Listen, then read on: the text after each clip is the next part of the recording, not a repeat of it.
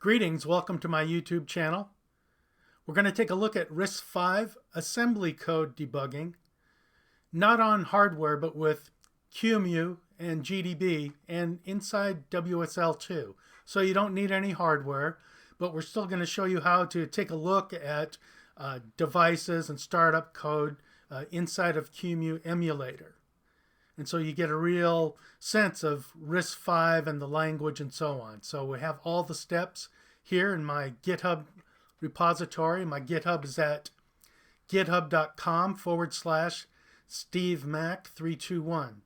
And the name of the project is RISC-V-ASM. So I will leave a link to the GitHub repository in the description of the YouTube video. We're not going to go over that too much right now. So here is our assembly code, and it's going to run in the QEMU environment as a guest. And the QEMU environment is the host. And the QEMU environment is going to execute all of the startup code, all the initializing and so on, or emulating initializing memory maps and interrupt vectors and so on. Now, normally when you're creating a binary to flash onto an actual device, all of that startup code is going to be in your binary. But because this is an emulator, then the emulator calls our start function. And so this is as far as, this is where our debugging starts when debugging the guest. However, if you do want to look at the startup code, I have instructions for that. And the way to do that is to debug QEMU itself. And I have a debug file that sets up breakpoints for you that are relevant to startup. So this is a two-sided exercise. There's debugging the guest, and then there's debugging the host to take a look at all of the startup code. So here's a very simple listing. Here's our entry point start, and it loads the address of this ASCII string down here, hello from UART. Then it has a loop where it loads a byte from that string. It checks the value of that byte, and it branches to done if it's the null terminator. Otherwise, it stores that byte into the base address of the UART. We're using UART peripheral to print to the screen. We're not using semi-hosting or anything like that. We're not linking to a C runtime or anything like that. This is bare metal. So then anyway, we store that byte to the UART, and then we increment the pointer and repeat the loop until we hit that null terminator, and then we're done. So I have a make file to make things easier, and it's checked in, and you can just run it, and we'll show you how to do that. So we're here in our WSL terminal. So I am using, in this particular instance, you don't have to use VS Code. You can use Vim, and you can just do all of this directly in your WSL bash shell. But I'm using it here because I do have the WSL extension. But anyway, so code is where my files are. And you can see I have the object files and the elf file there already. So we'll start over. Go make clean. And now we just have source files. But we have a make file, a debug.gdb, which will execute some of the preliminary debug commands so you don't have to keep typing them in. We have hello.s, which is our assembly listing, and then link.ld, which is a minimal linker file that describes the layout of the binary. So we'll start by, so we just ran make clean. Now we'll run make with no arguments, builds debug. And then we will just run it. So we'll go make run. And so there it is. These are the commands to launch QEMU with this, with our elf file right here. And here's the output through the UART. Now you can see that the cursor is right here. It's waiting. It's in a loop. So to get out of QEMU, you go Control A, then X, and that's how you do it. Now we're going to run again, only this time we're going to run run debug, which basically launches the GDB server.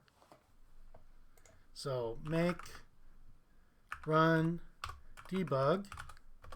Okay, now it's waiting. And now we're going to open up another WSL bash shell and attach the GDB debugger to it. So if you look at the make file, I have the GDB command right here. So you can just copy this, go to your shell at the directory where your code is, and launch it. Okay, so here we go. Here's our source code with source code debugging using the -TUI in GDB. And nothing crazy here. You can just go next and just step through it. So that's not very interesting. So we'll go ahead and continue that and quit.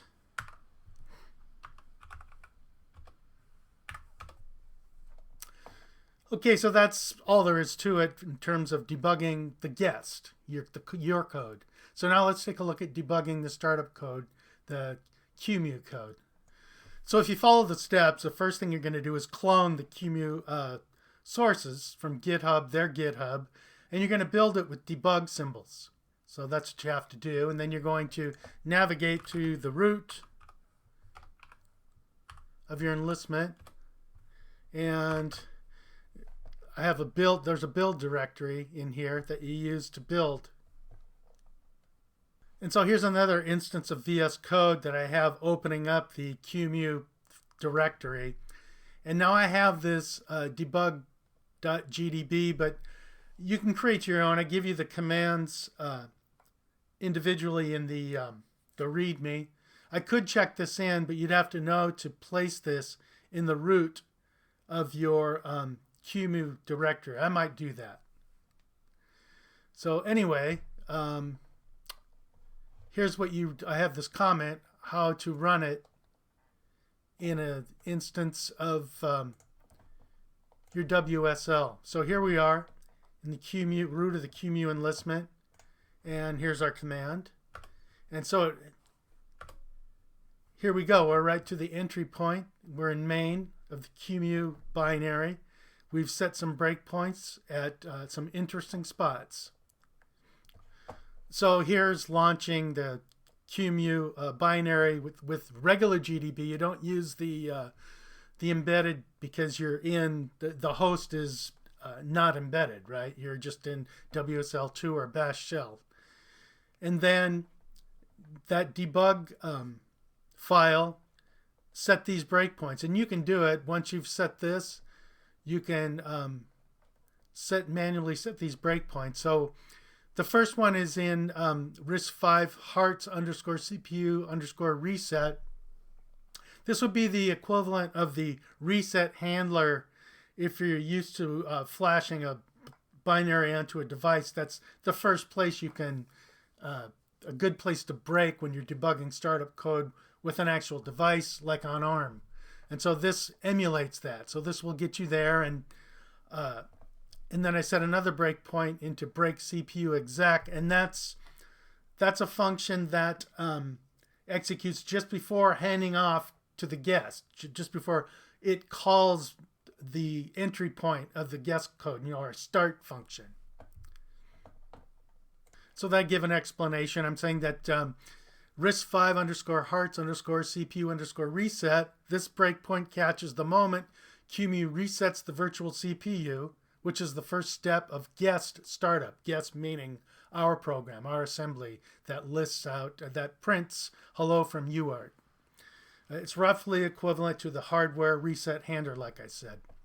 Then the second breakpoint is CPU _exec. This breakpoint is hit when QEMU begins executing the guest code, our entry point, where it starts interpreting or translating the RISC instructions. And so this marks the start of the guest side activity, our program, the one that we wrote. And so anyway, you can also, I give you some tips on how to browse the source to look at all this implementation too, besides just debugging it. So anyway, when you hit enter, it completes the debug script, And you can see we have a breakpoint here into RISC-V heart CPU underscore reset. And so you can poke around in here and step into some of this stuff. You might try to find where the interrupt vectors are initialized and the memory map stuff is initialized. I don't have the exact names for that. If I do, I might add a note to the description or check something into the GitHub, but this was good enough for the purposes of having this video. As you can see, it calls CPU reset right here. So you could step into it or just continue. And there we go. By the way, when you Control L in DBG character mode, will clear the screen. So here you go, you have this, and you can step into all this stuff if you want. But anyway, I think let me pause the video and read the rest of the README in my GitHub to make sure I'm not missing anything. So I guess we can just go over what the QEMU source does and the peripheral emulation. And so I give a description here.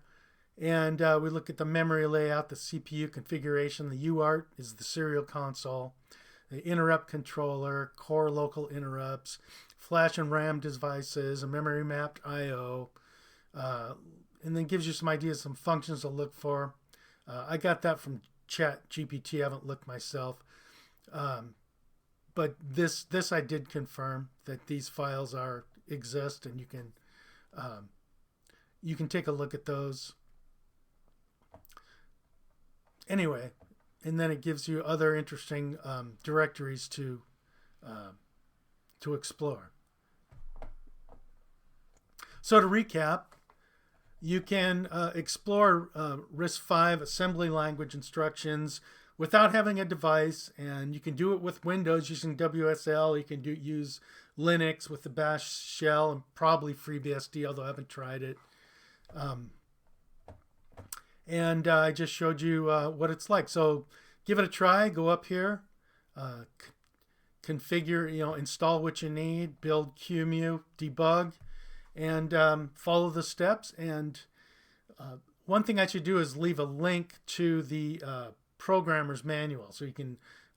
I think I found that. I'll put a link to that too, probably in the README of the GitHub README, to the documentation. So anyway, I think that's it. I'm going to end the video. It's been 12 minutes. That's long enough. And so thanks for your attention.